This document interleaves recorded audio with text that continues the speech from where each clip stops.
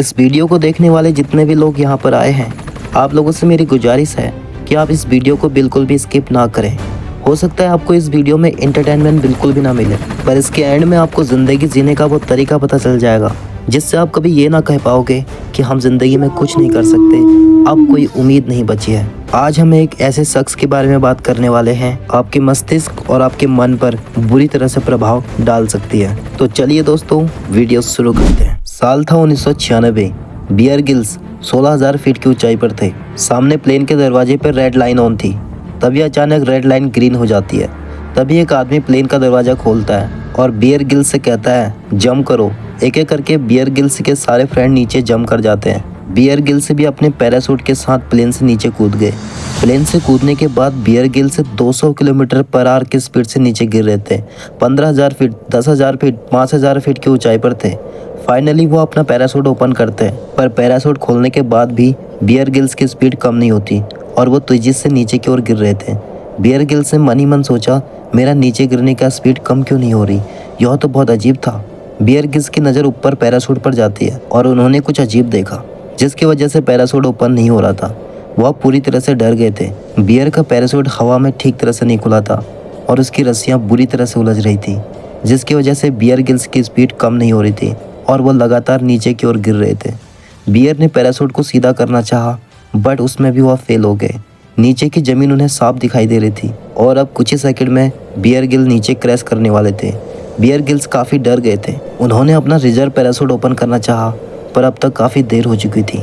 16,000 feet की ऊंचाई से बियर गिल्स सीधे ज़मीन से क्रैश हो जाते हैं। उनकी स्पीड इतनी थी कि वो ज़मीन से टकराने के बावजूद पुतले की तरफ बाउंस होकर दूसरी जगह पर जाकर गिरते हैं और उनके चारों तरफ मिट्टी के धुएं का बादल जैसा बन गया। बियर डायरेक्टली अपने पीठ के बल पर गिरे थे और यह क्रैक इतना तेज था जैसे उनकी रीढ़ की हड्डी में पत्थर घुसा दिया गया हो। बियर ने खड़े होने की कोशिश की, लेकिन दर्द इतना ज़्यादा था कि वो ज़मीन पर रेंग भी नहीं पा रहे थे। बियर गिल्स सिर्फ रो रहे थे, चिल्ला रहे थे, मगर उनके चारों तरफ सिर्फ रेगिस्तान ही रेगिस्तान था। कुछ घंटे के बाद बियर गिल्स के फैन वहाँ आते हैं और उन्हें कार में डाला जाता है और उन्हें पास के अस्पताल में ले जाया जाता है। बियर गिल्स बताते हैं, मेरी हालत इतनी ज़्यादा ख़राब थी कि मैं दर्द से छटपटा रहा था, बार बार बेहोश हो रहा था। हॉस्पिटल जाकर जब डॉक्टर ने मुझे इंजेक्शन लगाया तब जाकर मेरा दर्द कुछ कम हुआ। अगली बार जब बियर गिल्स को होश आया तो वह एयरपोर्ट के रनवे पर थे।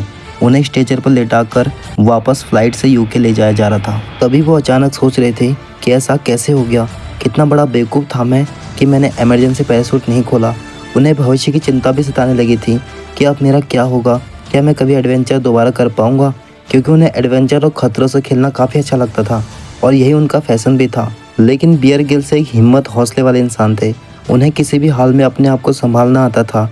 वह खुद को समझाते हैं और फिर से अपने आप को मजबूत करते हैं। एक दिन बियर गिल्स बेड पर लेटे लेटे सामने टकी तस्वीर को देखते हैं जो कि माउंट एवरेस्ट की थी, और कैसे न कैसे वो बेसाखी के सहारे उस तस्वीर तक पहुंचते हैं और अपने मन में हौसला बनाते हैं कि मैं भी एक दिन इस शिखर पर जाऊंगा, और जो उन्हें उनके पिता का सपना भी था, माउंट एवरेस्ट पर चढ़ना।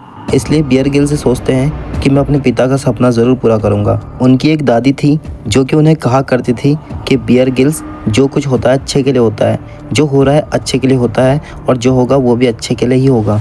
जब ऊपर वाला साथ देता है तो दुनिया के सारे सहारे आपको ना मिले तो भी कोई फ़र्क नहीं पड़ता। उन्होंने सोच लिया था कि हो ना हो, ऊपर वाले ने मेरे लिए कुछ अलग सोचा है, वरना इतनी ऊंचाई से गिरने के बाद किसी का बचना असंभव है। वाकई दोस्तों, ये बात हकीकत है, क्योंकि जब किसी ना किसी को कुछ बनना होता है ना, तो उसे बहुत कठिनाइयों से इम्तिहान देने होते हैं, और यही बियर गिल्स के साथ भी होता है। अब बियर गिल्स काफ़ी पॉजिटिव हो गए थे।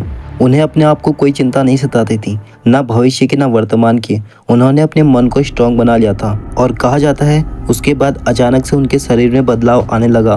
डॉक्टरों ने देखा कि रीढ़ की हड्डी स्पीड से जुड़ रही है। तभी बियर गिल्स खुद से वादा करते हैं कि अब मैं किसी चीज़ के लिए दुखी नहीं रहूँगा, और बियर गिल्स कहते हैं, उस दिन से लेकर आज तक मैं यही सब कुछ करते आ रहा हूँ। बियर गिल्स ने सोचा, जो हुआ सो हुआ, अब मैं साहसिक काम और बड़ा काम करना चाहता हूँ। यकीन मानिए, अगर आपका रास्ता चुनौतियों और कठिनाइयों से भरा पड़ा है तो यकीन मानिए आपकी मंजिल भी उतनी ही शानदार होगी। बियर गिल्स ने बता दिया कि अगर हम कोई भी काम शिद्दत, लगन और पूरे हौसले के साथ करते हैं तो वो काम अवश्य पूरा होता है। और कभी हालातों से भागो मत, बल्कि उनका सामना करो जीत आपकी अवश्य होगी। दोस्तों, बियर गिल्स ने माउंटेन एवरेस्ट की चढ़ाई कैसे की और किन किन परिस्थितियों और चुनौतियों का सामना किया, हम आपको अगले वीडियो में बताएंगे। अगर आप भी बियर गिल्स के फैन हैं तो प्लीज चैनल को सब्सक्राइब और वीडियो को लाइक जरूर करें। तब तक के लिए अपना ख्याल रखें, खुश रहें। जय हिंद, जय भारत।